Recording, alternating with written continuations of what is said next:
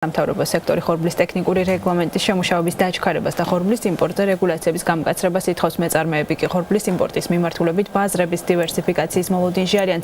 აღნიშნული საკითხები დღეს ჰაბ ჯორჯიასა და ტრანსპორტისა და გზების ასოციაციის პროექტის ფარგლებში ცვლილებები ეკონომიკური მდგრადობის და ევროპასთან ერთიანი სატრანსპორტო სივრცეში ინტეგრირებისთვის განიხილეს პროექტის ფარგლებში სამთავრობო უწყებებისთვის რეკომენდაციებით შემუშავდა ნუსა შუბაშვილი მუშაობდა თემაზე ნუსა როგორია არასამთავრობო სექტორის რეკომენდაციები და კერძო სექტორის პოზიცია დღევანდელ შეხვედრაზე არასამთავრობო ორგანიზაციებმა საქართველოს სატრანსპორტო პოლიტიკის კვლევაზე მუშაობის შედეგად შემუშავებული რეკომენდაციები წარმოადგინეს, რომელთა ნაწილი ქვეყანაში ხორბლის ხარისხსა და იმპორტის საკითხებს უკავშირდება. კვლევის ერთ-ერთი მთავარი რეკომენდაცია არის, რომ ხელისუფლებამ დროულად შეიმუშაოს ხორბლის ტექნიკური რეგლამენტი, რაც კვლევის ავტორების თქმით, ერთ-ერთი წინაპირობა უნდა იყოს ქვეყანაში ხორბლის ხარისხის გასაზრდალად. ამასთან კვლევის ავტორები აცხადებენ, რომ ამ ეტაპზე კონტროლის მექანიზმები ხორბლის გემით და რკინიგზით იმპორტისას უფრო მკაცრი არის, ვიდრე ავტოსატრანსპორტო საშუალებით იმპორტისას. შესაბამისად, მათ მიაჩნიათ, რომ გარკვეული ნაბიჯები ამ მიმართულებითაც უნდა გადაიდგეს. ორგანიზაციაში აღნიშნავენ, რომ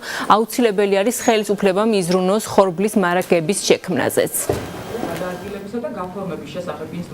პირველი და უმთავრესი რეკომენდაცია, რომელიც თქვათ ჩვენი კვლევის შედეგად იქნა საჭირო, ესე ვთქვათ, რომ შემუშავებულიყო, ეს არის ხორბლის ტექნიკური რეგლამენტის მიღება, რომელიც ძალიან ბევრ, ესე ვთქვათ, საკითხს არეგულირებს, თამდევი დოკუმენტაციის გათანაბრება, ვსაუბრობ სახმელეთო ტრანსპორტით გადაზიდვისას, იმ სხვა დანარჩენ სატრანსპორტო საშუალებებთან, რომლებითაც ხდება ასევე ხორბლის იმპორტი ქვეყანაში.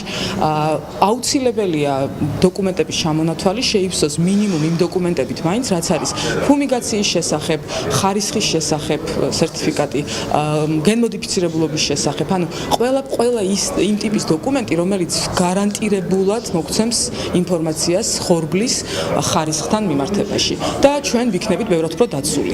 ტერიტორია ჩვენი, ანუ ქვეყანა სხვადასხვა საფრთხეებისგან. ხორბლისა და ფქვილის მწარმოებელთა ასოციაცია არასამთავრობო სექტორის რეკომენდაციების ნაწილს იზიარებს, როგორც ასოციაციაში აცხადებენ, ტექნიკურ რეგლამენტთან ერთად ხორბლის იმპორტის მონიტორინგის გაძლიერებაც აუცილებელი არის. ამასთან ასოციაციაში ვარაუდობენ, რომ ხორბლის იმპორტის დივერსიფიკაციას ხელს შეუწყობს ყაზახეთის გადაწყვეტილება თავის ტერიტორიაზე ხორბლის გადაზიდვები დაასუბსიდიროს. მსგავსი მოლოდინი აქვთ გადაზიდვებში ჩართულ კომპანიებსაც. ამასთან კერძო სექტორი აცხადებს, რომ საკითხთან დაკავშირებით ჯერჯერობით სრული ინფორმაცია არ აქვს და საბოლოოდ როგორ გაიზრდება ყაზახეთიდან საქართველოში ხორბლის იმპორტი, იმაზე არის დამოკიდებული, თუ კონკრეტულად რა პირობებით და ფორმით დაასუბსიდირებს ყაზახეთი გადაზიდვებს. შეგახსენებთ, გუშინ ქართულმა მხარემ ყაზახეთის მთავრობასთან საქართველოს ბაზარზე ყაზახური ხორბლის იმპორტთან დაკავშირებული საკითხები განიხილა, სადაც აღინიშნა, რომ ყაზახეთის მთავრობა საკუთარ ტერიტორიაზე ხორბლის გადაზიდვებს დაასუბსიდირებს. იმისათვის, რომ ქვეყანაში შემომავალი ხორბალი სწორად აღირიცხოს სტატისტიკურად და ზოგადად ხორბალი არის სტრატეგიული თემა და სწორად იყოს დაალაგებული და სწორი მარაგების თემა ვიცოდეთ ჩვენ, საჭიროა ის, რომ წინა საიმპორტო ნებართვების დროს განსაზღვრული იყოს და მოთხოვნადი იყოს ჩაშლილად ის TNV კოდები, რომელიც ეხება სასურსათო და არასასურსათო ხორბალს. სრულიად შესაძლებელია, რომ გარკვეულწილად როდესაც ხორბლის მოსავალი იქნება ჯერ რუსეთში და მერე ყაზახეთში, ანუ შესაბამისად ივნისის თვეში და სექტემბრის თვეში, იქიდან გამომდინარე მოხდეს ისე, რომ ეს იყოს კონკურენტული ფასად ხორბლის და ტრანსპორტირების ერთობლივ მდგენელი ყაზახეთიდან.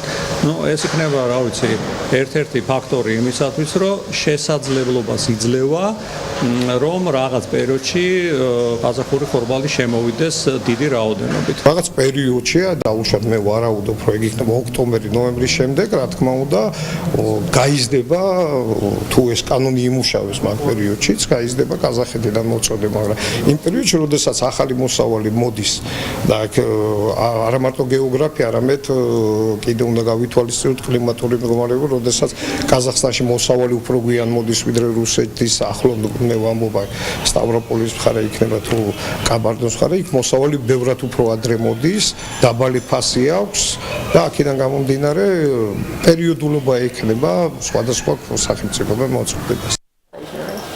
დღევანდელ შეხვედრაზე განხილული კიდევ ერთი საკითხი საქართველოს ტერიტორიაზე ტრანზიტული ავტომობილების გადაადგილებას უკავშირდებოდა, როგორც კვლევის ავტორები აღნიშნავენ. Ამ მიმართულებით დღეს შექმნილი პრობლემებიდან გამომდინარე აუცილებელი არის მსგავსი სატრანსპორტო საშუალებების ტექნიკურ უსაფრთხოებაზე მონიტორინგიც გამკაცრდეს, ასევე გადაიხედოს ამ მიმართულებით არსებული სატარიფო პოლიტიკა.